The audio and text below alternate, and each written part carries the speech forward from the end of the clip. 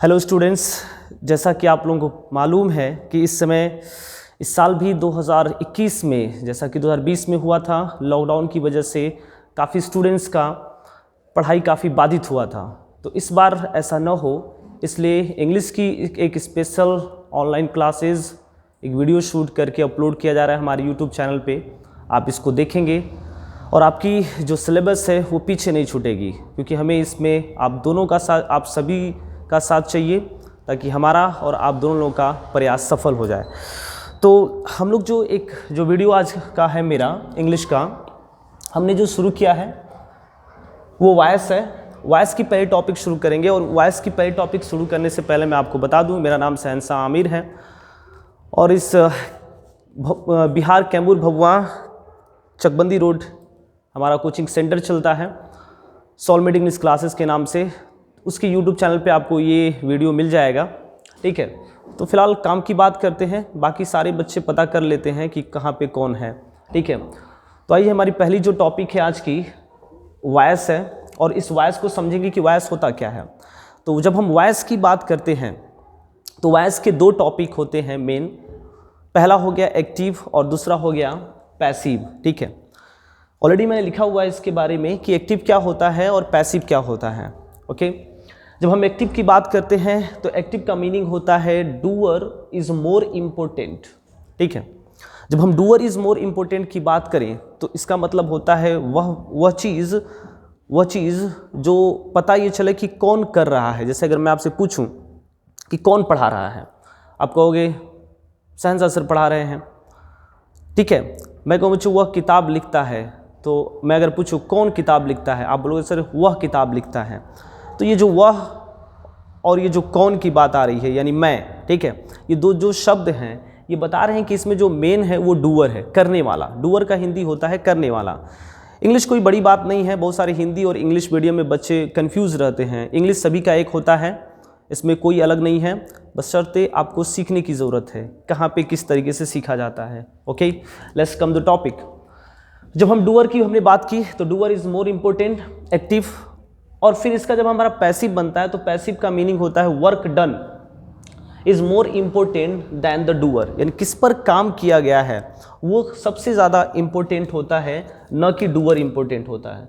तो किस पर काम किया गया है और डूअर, ये दो चीज़ें आपको लेकर के चलना है, ओके। उम्मीद है ये दोनों बातें आपको समझ में आई होगी। अब हम चलते हैं आगे।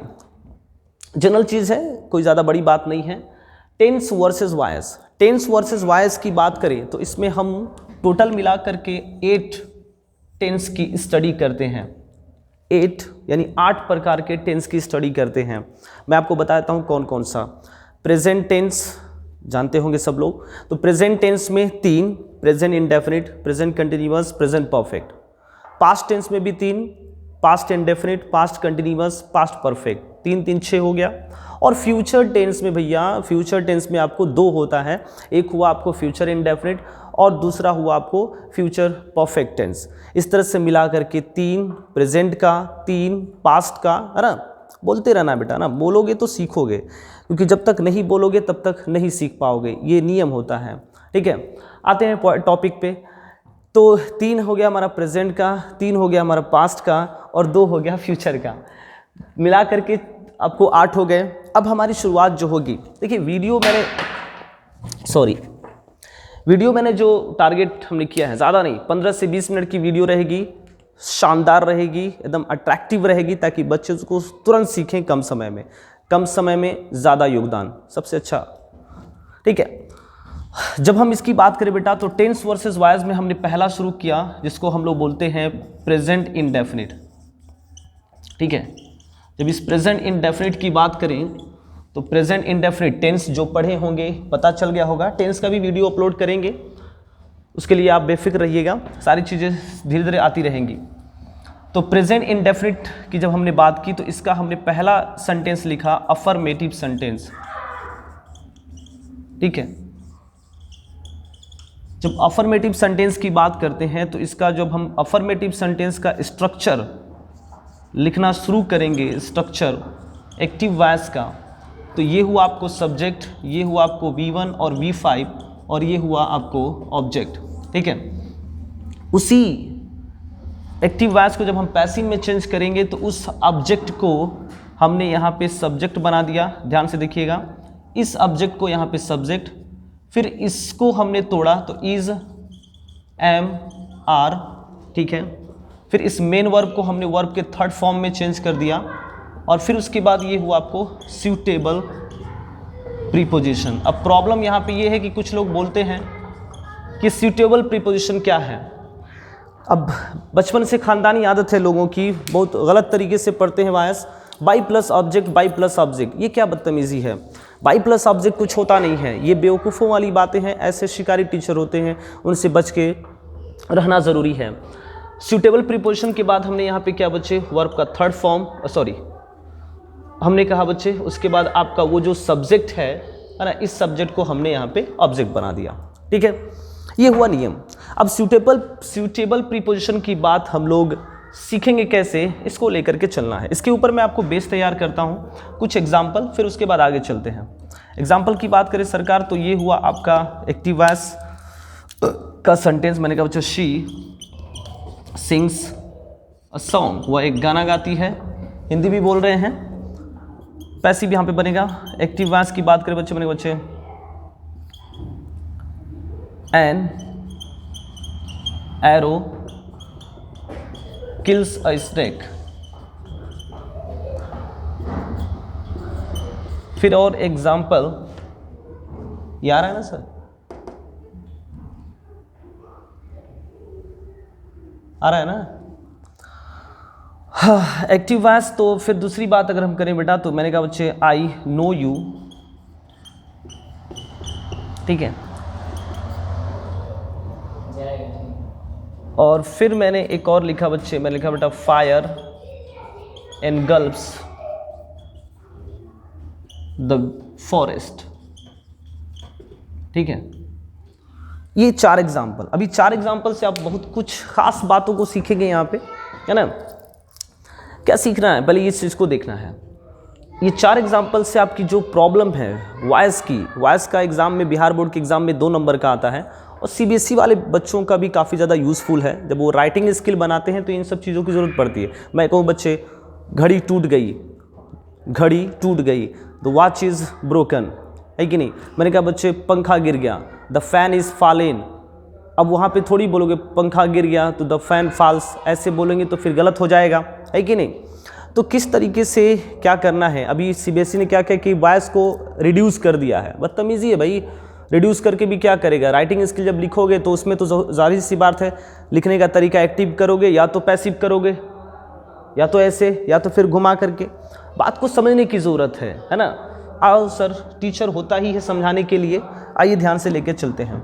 मेरे ख्याल से उम्मीद है कि आप लोग इस चीज़ को बनाए होंगे कि सर ये हो गया सी सिंग्स अ सॉन्ग, तो इसका जब हम पैसिव बनाएंगे तो हो गया बच्चे a song, sorry she sings a song, ये sorry a song is, structure के अनुसार इज एक सॉन्ग है, तो उसके बाद सिंग का V3 होता है संग, बाई हर।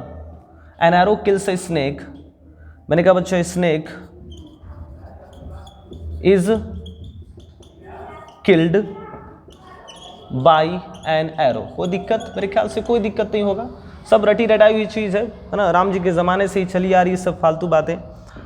कहाँ पे कमी है ये पता नहीं चल पाता है जल्दी बच्चों को, तो इस कमी को दूर करेंगे। I know you, you are